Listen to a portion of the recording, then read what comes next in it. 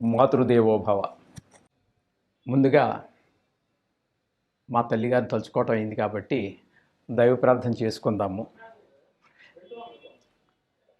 ఈరోజు నుండి 2024 సంవత్సరం రాశి ఫలితాలు చెప్పుకోవడం ప్రారంభిస్తాం. దానికి ముందుగా ఒక దైవ ప్రార్థన చేసుకుందాం. వాగర్ధావివ సంతృప్తో వాగర్ధ ప్రతిపతయే జగతః పితరౌ వందే పార్వతీ పరమేశ్వరౌ. జగతః పితరౌ వందే పార్వతీ పరమేశ్వరౌ.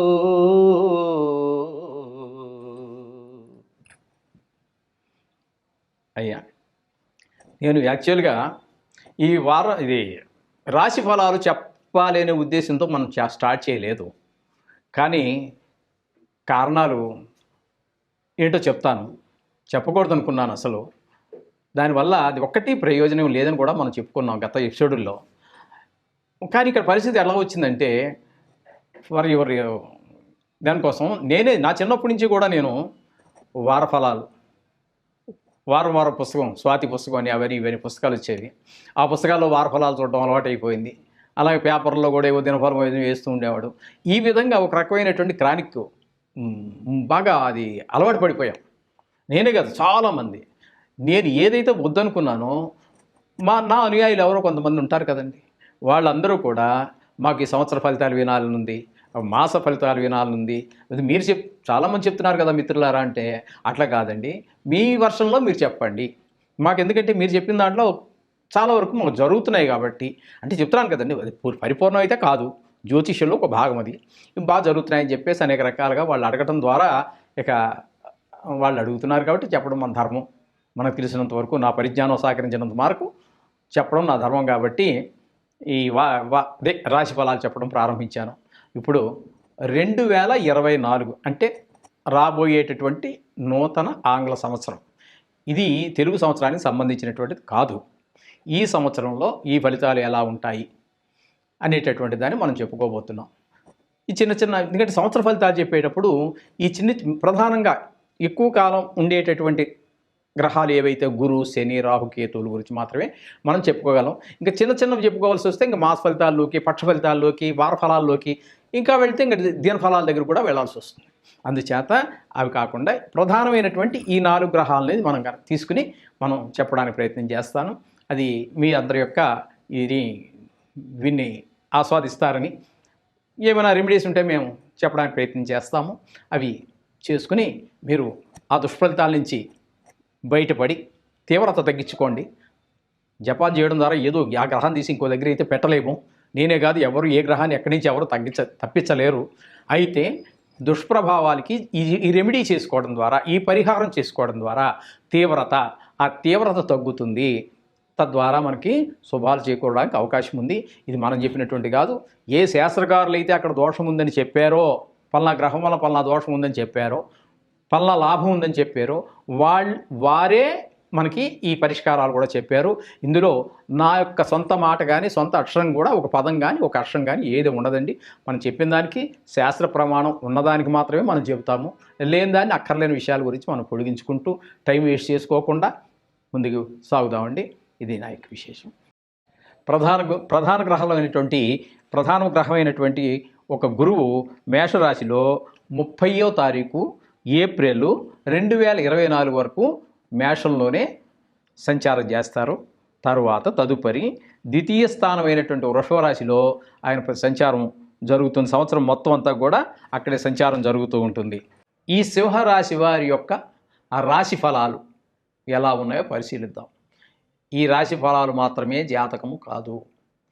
మీ జాతకంతో పాటు అనుసంధానం చేసుకోండి. ఈ విషయం చాలాసార్లు చెప్పాను, చెబుతూనే ఉంటాను. గోచారం ఒక్కటే మాత్రం జాతకము కాదు. కొంతవరకు, చాలా వరకు దీని ప్రభావం ఉంటుంది, కాదని అంటలేదు. కానీ అది మాత్రం అదే జాతకం అనుకుంటే మాత్రం సరి అయినటువంటి ఫలితాలు మేము చెప్పిన వాళ్ళం కాదు, మేము చెప్పినవి ఎంతవరకు అమల్లోకి రావండి. ఒక 20% వరకు మిత్రులందరూ చెప్తున్నారు, చాలా చక్కగా చెప్తున్నారు. మన జ్యోతిష మిత్రులందరూ తక్కువ వాళ్ళు ఏమి కాదు, ఒకరు మించిన వారు ఒకరున్నారు మహానుభావులు.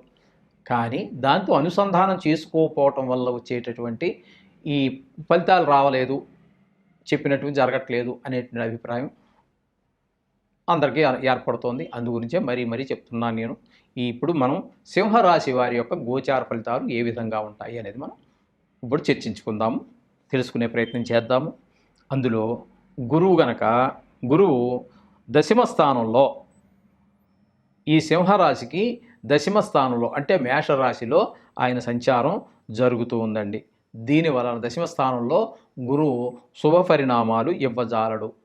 మనకు వచ్చేటటువంటి ఏంటంటే ధన నష్టం, ధాన్య నష్టం, వృధాగా తిరగటం, భయం ఇత్యాది కార్యక్రమాలన్నీ కూడా ఈ గురువు దశమ స్థానంలో ఉండటం వల్ల జరుగుతూ ఉంటాయి. చేత మనకి ఈ గురువు వల్ల శుభ పరిణామాలు ఏర్పడేటువంటి అవకాశము చాలా తక్కువగా ఉన్నది. ఇకపోతే ప్రధాన గ్రహాలైనటువంటి రెండో గ్రహం, 4 గ్రహాల్లో శని గ్రహం రెండో గ్రహంగా మనం తీసుకున్నట్టయితే ఆయన 7వ స్థానంలో ఉన్నారు. ఆయన 7వ స్థానంలో అయితే స్వక్షేత్రం.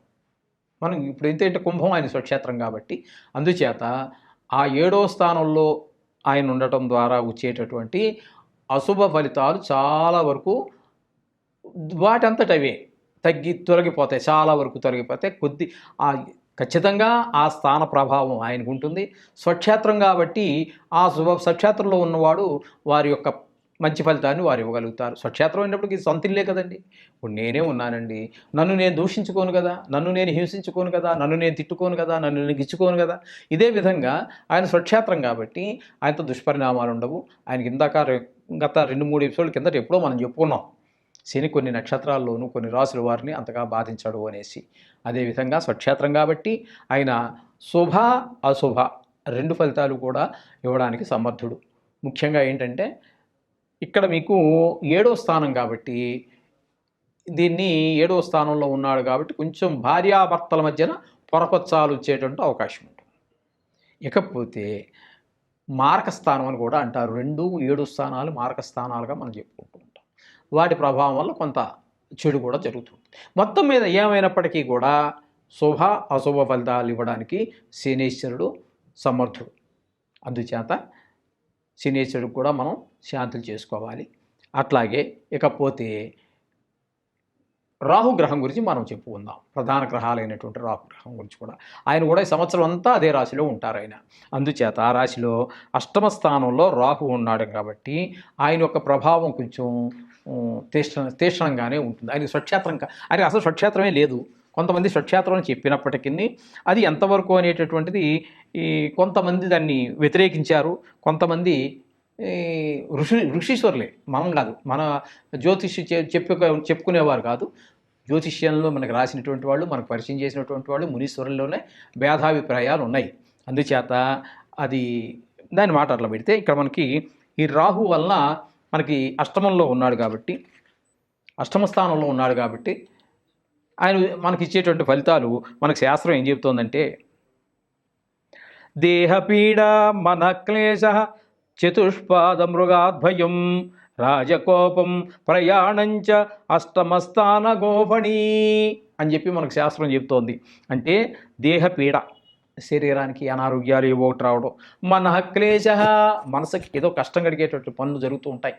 మన పిల్లల ద్వారా కావచ్చు, భార్య ద్వారా కావచ్చు, ఇంటి పక్కవాడి వల్ల కావచ్చు, ఎదురువాడి వల్ల కావచ్చు, ఆఫీసులో మన ఆఫీసర్ వల్ల కావచ్చు, లేదా మన కింద పనిచేసేటటువంటి నౌకరు ద్వారా కూడా మనకి ఏదో రకమైనటువంటి కష్టం, లేదా మన పెంపుడు కుక్కే మనకు అరవచ్చు. ఏదో మన లేకపోతే మనం ఏదో ఇంట్లో ఏదో కొంతమంది ఏవో పెంచుకుంటూ ఉంటారు, దాన్ని ఎవడో పట్టుకుపోయి ఏదో చేసేసి ఉంటాడు, ఆ మేకనో ఆ కోడినో ఏదో చేసి ఉంటాడు. అవన్నీ కూడా మనసుకి ఏదైతే మొత్తం మీద మనసుకి ఒక కీడు జరిగే క్లేశ, దానికి కష్టం కలుగుతూ ఉంటుంది. చతుష్పాద మృగాద్భయం, చతుష్పాద అంటే 4 పాదాలు ఉండేటటువంటి మేకలు కావచ్చు, కుక్కలు కావచ్చు, ఆవులు కావచ్చు. మన ఆవే రోజు ఉండేదే, అవి సరే కొమ్మిలా ఇసింది ఏదో ఏగవాలిందని కొట్టుకోవడానికి, ఆ దాని కొమ్మొచ్చి మనకు తగిలింది, గాయం అవుతుంది కదా. అలాగా లేదు, అది అటు ఇటు పాలు పిండేటప్పుడు ఏటో అటు ఇటు కదులుతూ ఉంటాయి. ఆ కదలడంలో దాని పాదాల యొక్క గిట్ట మన కాళ్ళ మీద పడింది, తట్టుకోలేము మనం. ఆ విధంగా ఇది దానివల్ల కూడా మనకు భయం ఏర్పడేటుంటుంది. రాజకోపం ప్రయాణంచ, అష్టమస్థాన గోపణి, ప్రయాణాల్లో కూడా నష్టం జరుగుతూ ఉంటుంది. రాజకోప, రాజులు ఇప్పుడు ఎవడున్నాడండి? మనకు పని ఇచ్చిన వాడే, మన ఆఫీసులో పనిచేసే మన బాసే. మనం ఎవడో ఏ షాపులోనో పనిచేసాం, అక్కడ వాడే బాస్, మనకి వాడే రాజు. ఆ విధంగా మన పై అధికారి అనుకుందాం కాసేపు, వాళ్ళ వల్ల కూడా మనకి కొంచెం ఇబ్బంది కలిగేటువంటి పనులు జరుగుతూ ఉంటాయి. ఈ విధంగా రాహు వల్ల కూడా మనకి దుష్ప్రభావాలు కనిపిస్తూ ఉన్నాయి.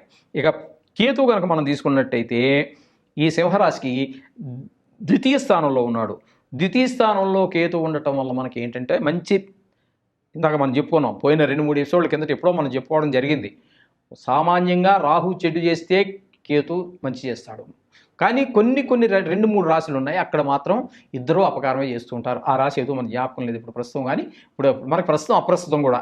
అందుచేత ఈయన ద్వితీయ స్థానంలో ఉన్నాడు కాబట్టి ఇక్కడ మనకు ఆయన ఏంటంటే సౌభాగ్యం, కీర్తి, పలుకుబడి సర్వత్రా కూడా మనకి అనుకూలమైనటువంటి ఫలితాలు ఇవ్వడానికి మనకి కేతు సమర్థుడు. ఇక్కడ మనకి చెప్పాలి అంటే గురువు, రాహు 2 గ్రహాలు మనకి అననుకూలంగా ఉన్నాయి. ఇక శని దగ్గరికి వచ్చేటప్పటికి శుభాశుభ ఫలితాలు. ఇక మనకి బాగా అనుకూలించేటటువంటి వాడు కేతు గ్రహం ఒకటి మనకి అనుకూలమైనటువంటి ఫలితాన్ని ఇస్తోంది. అందుచేత ఈ గ్రహాల గురించి, అంటే ఆ గ్రహాలకు మన రోజు నవగ్రహ మంత్రాలు చదువుకోమని చెప్తున్నాం, నవగ్రహాల చుట్టూ తిరగమని చెప్తున్నాం. ఇక ప్రత్యేకించి జపాలు, హోమాలు ఏమైనా చేయించుకోవాలి. ఎందుకంటే సుదీర్ఘకాలం అంటే ఒక సంవత్సరం పూర్తిగా ఉంటాయి కాబట్టి వాటి ప్రభావం నుంచి మనం, ఎందుకంటే ఇప్పుడు లార్జ్ స్కేల్లో మనం పెట్టుబడి పెట్టేటప్పుడు, అంటే పెద్ద మొత్తంలో మనం పెట్టుబడి పెట్టి ఏదో చేయాలనుకున్నప్పుడు కొన్ని ఇబ్బందుల మధ్యన మనం అంత శుభపరిణామాలు రావు. కాబట్టి అటువంటి వాళ్ళు జపహోమాదులకి ప్రాముఖ్యత ఇవ్వాలి. లేదు మనం సామాన్యులు, పెద్ద పెట్టుబడి పెట్టేది ఏం లేదు, మామూలుగా జరిగేదో జరుగుతుంది అనుకున్న వాళ్ళు ఖచ్చితంగా నవగ్రహ చుట్టూ చెప్పుకొని తిరుక్కుంటూ ఆ నవధాన్యాలు వేసుకుంటూ ఆ రోజున కొన్ని కేతు కుజివతు మంగళవారం రోజున, రాహు శనివతు కాబట్టి శనివారం రోజున కొంచెం ప్రత్యేకమైనటువంటి పరిస్థితుల్లో గ్రహాలు, మిగతా గురువారం గురువుకి, బుధవారం బుధుడికి, ఇవన్నీ మీకు తెలుసున్నదే. అందుచేత ఆయా రోజుల్లో ఏ గ్రహం బాగాలేదో ఆ గ్రహాలకి కొంచెం ఆ నవధాన్యాలు మొత్తం 9టికి వేసేసేయండి, కాదంటలేదు. ప్రత్యేకంగా ఆ 2 గ్రహాలకి మీకు ఏ గ్రహం అయితే బాగాలేదని మనం ఇప్పుడు చెప్పుకుంటున్నామో ఆ గ్రహాలు ప్రత్యేకించి నమస్కారం చేసుకుని, స్వామి నీ యొక్క చెడు ప్రభావం తగ్గించు అని చెప్పేసి మనస్ఫూర్తిగా ప్రార్థించుకోండి. ఈ విధంగా చేసుకోవడం ద్వారా మీకు ఈ నవగ్రహాల యొక్క శుభ పరిణామాలన్నీ మీరు పొందాలి, ద్విగుణీకృతం అవుతాయి. మంచివి చెడు అన్నిటికీ తీవ్రత తగ్గుతుంది. తద్వారా మీరు సకల సౌభాగ్యాలు పొందవచ్చు. ఇది శుభం భూయాత్తు. నేను చెప్పినటువంటి రెమెడీస్ అన్ని ఫాలో అవ్వండి, మీ జీవితాన్ని ధన్యం చేసుకోండి. శుభం భూయాత్తు.